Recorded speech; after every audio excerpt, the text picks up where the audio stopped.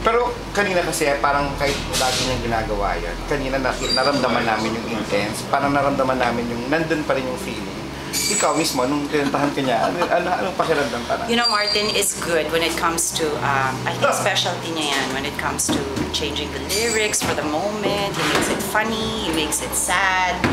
Alam mo yon, he makes it cute. And the whole time he was singing, sabi ko nga, ang galing mo talaga, naiba mo yung words, alam mo yan, if only for the moment, diba? Pero yung pakiramdam po ng mga panahon, ng mga oras na kinakantahan kayo. Talagang gusto mong ilalagay. Kasi nandun yung kilig talaga.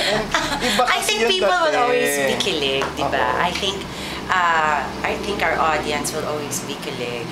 So, and maganda naman yung kasi parang relationship na as in friends. well, we're naman, friends now, yeah. So I think it's, I mean, like, I can tell the whole time now while he's performing, I can see sometimes he's looking at me, and it's probably because he wants to know if, what, was it nice?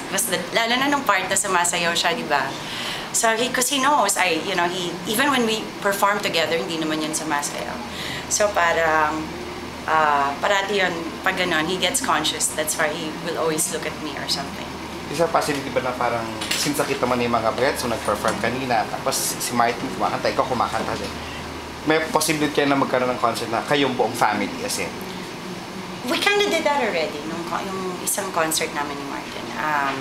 We guested the kids, pero not like the whole show, guest pa rin sila.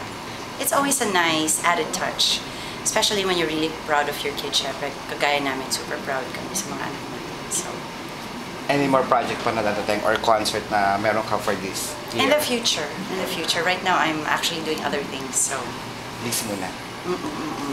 Thank you. Thank you.